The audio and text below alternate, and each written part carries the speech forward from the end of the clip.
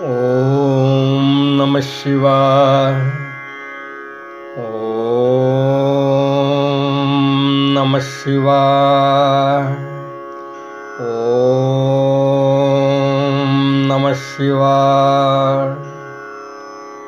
भक्तों, आगे की कथा में भगवान शंकर द्वारा वृद्ध ब्राह्मण के रूप में पार्वती की परीक्षा का वर्णन किया गया है। उन सप्त ऋषियों के चले जाने पर प्रभु शिव ने स्वयं पार्वती के तप की परीक्षा लेने की इच्छा की।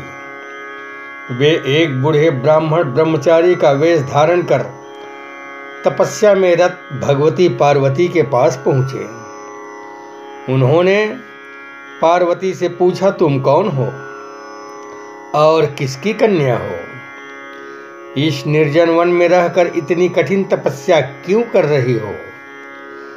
पार्वती ने अपना परिचय देते हुए ब्रह्मचारी को अपना पूर्ण वृत्तांत सुनाया तथा कहा कि बहुत समय तक कठोर तपस्या करने के बाद भी मुझे मेरे प्राण वल्लभ सदाशिव प्राप्त नहीं हुए। इस कारण अब मैं अग्नि में प्रवेश करूंगी। इस प्रकार कहकर पार्वती जी ब्रह्मचारी द्वारा निषेध करने पर भी अग्नि में प्रवेश कर गईं, परंतु उसी समय अग्नि चंदन के समान शीतल हो गई। भक्तों, ब्रह्मचारी ने पार्वती से फिर पूछा, तुम अपनी तपस्या का कारण सत्य सत्य बताओ।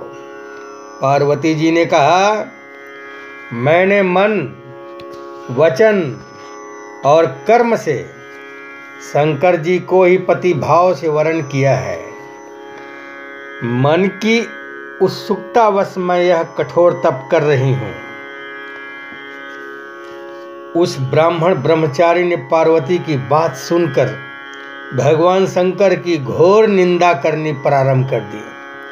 शंकर को अवगुणों की खान सिद्ध करने का प्रयास करते हुए पार्वती को उनसे विरत होने का बार बार परामर्श दिया।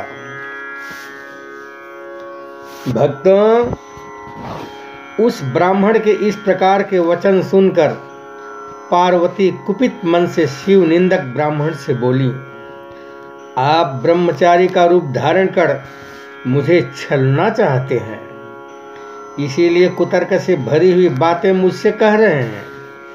वे सदाशिव निर्गुण ब्रह्मा हैं और कारणवश सगुण हो जाते हैं। जो 7 जन्मों का दरिद्र हो तो वह भी यदि शंकर की सेवा करे तो उसे लोक में स्थिर रहने वाली लक्ष्मी की प्राप्ति होती है। जो पुरुष शिव तत्व को ना जानकर शिव की निंदा करता है उसका जीव पर्यंत संचित किया हुआ पुण्य भस्म हो जाता है। वे सज्जनों के प्रिय निर्विकारी प्रभु मेरे तो सर्वस्व हैं और मुझे अत्यंत प्रिय हैं। उन महात्मा सदाशिव की ब्रह्मा विष्णु भी किसी प्रकार समता नहीं कर सकते। इस प्रकार कहती हुई वे गिरिराज पुत्री मौन हो गईं और निर्विकार चित्त से शिव जी का ध्यान करने लगीं। उन शिव ने जैसा पार्वती ध्यान कर रही थीं उसी प्रकार का अत्यंत सुंदर रूप धारण कर उन्हें दर्शन दिया और पुनः पार्वती से वे शिव कहने लगे, हे दृढ़ मन वाली, मैंने तुम्हारी अनेक प्रकार से परीक्षा की, मेरे इस अपराध के लिए क्षमा करो। मैंने तुम्हारी जैसी पतिव्रता सती त्रिलोक में कहीं नहीं देखी। हे शिवे, मैं सर्वथा तुम्हारे अधीन हूँ, तुम अपनी कामना पूर्ण करो। भगवान सदाशिव का वचन सुनकर और उनके परमानंदकारी रूप का दर्शन कर पार्वती जी परम आनंदित हो गईं। इसके बाद पार्वती जी अपने घर के लिए प्रस्थान कर गईं। भक्तों, वहां उनका पूर्ण स्वागत हुआ। माता मेनका पार्वती को पाकर विहल हो गईं। घर में नित्य गान और उत्सव होने लगे। इसी प्रकार भगवान सदाशिव एक नट का रूप धारण कर वहां पधारे और अद्भुत लीलाओं का प्रदर्शन किया।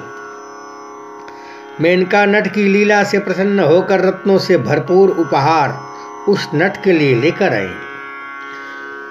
उस विलक्षण नट ने इसे स्वीकार नहीं किया और इसके बदले शिवा की याचना की। यह सुनकर मेनका अत्यधिक कुपित हो गई और नट को वहां से हटाने का प्रयास किया। नट रूपी भगवान शंकर अपने स्थान पर आ गए। भक्तों, देवताओं की प्रेरणा से भगवान शंकर पुनः वैष्णव ब्राह्मण के वेश में हिमवान के यहाँ पधारे और शिव की निंदा करते हुए उनके दोषों का वर्णन किया। इसे सुनकर मेनका अत्यधिक दुखित हुई और वे पार्वती का विवाह शिव से करने के लिए किसी प्रकार तैयार नहीं हुई। इधर भगवान शिव को इस बात का पता लगा तो उन्होंने अरुंधति सहित सप्त ऋषियों को बुलाया तथा मेनका के पास जाकर उन्हें समझाने की आज्ञा दी। अरुंधति सहित सप्त ऋषियों ने शिव की आज्ञा से हिमवान के यहाँ पहुंचकर उन्हें समझाने का प्रयास किया। हिमवान ने कहा कि एक वैष्णव वेशधारी ब्राह्मण ने आकर मैना के समक्ष शिव के दोषों का वर्णन करते हुए उनकी अत्यधिक निंदा की। इसे सुनकर मैना नाराज होकर कोप भवन में चली गई है। सप्तऋषियों ने अरुंधति को मैना के पास भेजा। अरुंधति को देखकर मैना उठ खड़ी हुई। अरुंधति ने भगवान सदाशिव की कई प्रकार से प्रशंसा करते हुए मैना को समझाया। अंततो गत्वा मैना और हिमवान भगवान शिव के साथ पार्वती का विवाह करने को राजी हो गए। भक्तों, अब हम आपको शिव और पार्वती के विवाह की तैयारी का वर्णन सुनाते हैं। सप्तऋषियों ने भगवान शंकर के पास जाकर उन्हें यह समाचार विस्तार पूर्वक सुनाकर अनुरोध किया कि विधियोक्त विधि से पार्वती का पाणी ग्रहण कीजिए। उधर हिमवान ने विवाह की तैयारियां प्रारंभ कर दी और विश्वकर्मा के द्वारा बरातियों के लिए कृत्रिम आवास का निर्माण एवं सजावट आदि कराई।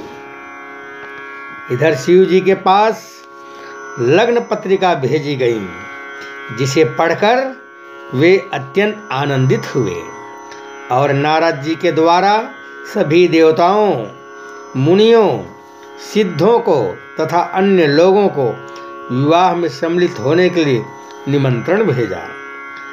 इसके बाद समस्त देवता, यक्ष, दानव, नाग, पक्षी, अप्सरा आदि विवाह उत्सव में सम्मिलित होने के लिए पधारे। हे भक्तों, भगवान विष्णु के अनुरोध करने पर भगवान सदाशिव ने पूजन आदि का सब कार्य वेदोक्त विधि से संपन्न किया। तदनंतर सबके साथ नंदी आदि अपने सब गणों को साथ लेकर हिमाचल पुरी की ओर प्रस्थान कर गए। भक्तों, आगे की कथा में शिव बारात का वर्णन है। भगवान शिव की बारात विलक्षण थी। बारात में वाहनों पर विराजित खूब सजे धजे बाजे गाजे के साथ पताकाएं फहराते हुए वसु आदि गंधर्व, मणिग्रीवादि यक्ष, देवराज इंद्र, भृगु आदि मुनीश्वर, ब्रह्मा तथा भगवान विष्णु सबकी टोलियां अलग अलग चल रही थीं। इनमें से प्रत्येक दल के स्वामी को देखकर मैना पूछती थी कि क्या ये ही शिव हैं? नारद जी कहते हैं ये तो शिव के सेवक हैं। मैना यह सुनकर बड़ी प्रसन्न होती और मन में सोचती कि जब उनके सेवक ही इतने सुंदर हैं तो इनके स्वामी शिव तो पता नहीं कितने सुंदर होंगे। इसी क्रम में भगवान रुद्रदेव की परम अद्भुत सेना भी वहां आ पहुंची, जो भूत प्रेत आदि से संयुक्त तथा नाना गणों से संपन्न थी। इनमें किन्हीं के मुंह टेढ़े थे तो कोई अत्यंत कुरूप दिखाई देते थे, कोई बड़े विकराल थे, कोई लंगड़े थे तो कोई अंधे। गणों से कितनों के तो मुंह नहीं थे तो बहुतों के बहुतेरे मुख थे। इस तरह सभी गण नाना प्रकार की वेशभूषा धारण किए थे। उन असंख्य भूत प्रेत आदि गणों को देखकर मैना तत्काल भय से व्याकुल हो गईं। उन्हीं के बीच में भगवान शंकर भी थे, जो वृषभ पर सवार थे, अर्थात बैल पर सवार थे। उनके 5 मुख थे, प्रत्येक मुख में 3-3 नेत्र थे और सारे अंग में विभूति लगी हुई थी। मस्तक पर जटाजूट और चंद्रमा का मुकुट, आंखें भयानक और आकृति विकराल थी। यह कैसा विकृत दृश्य है, मैं दुराग्रह में फंसकर मारी गई। इस प्रकार कहकर मैना उसी क्षण मूर्छित हो गई। थोड़ी देर में चेत होने पर वे क्षुब्ध होकर अत्यंत विलाप एवं तिरस्कार करने लगी। उसी समय भगवान विष्णु भी वहां पधारे और उन्होंने अनेक प्रकार से मैना को समझाते हुए शिव के महत्व का वर्णन किया। मैना ने शिव के महत्व को स्वीकार करते हुए श्री हरि से कहा, यदि भगवान शिव सुंदर शरीर धारण कर लें तो मैं उन्हें अपनी पुत्री दे सकती हूँ। ब्रह्मा जी ने नारद जी से कहा कि उसी समय तुमने भगवान विष्णु की प्रेरणा से भगवान शंकर के पास जाकर उन्हें स्तोत्रों द्वारा प्रसन्न किया। तुम्हारी बात सुनकर शंभु ने प्रसन्नतापूर्वक अद्भुत उत्तम एवं दिव्य रूप धारण कर लिया। भक्तों, भगवान शंभु का वह स्वरूप कामदेव से भी अधिक सुंदर और लावण्य का परम आश्रय था।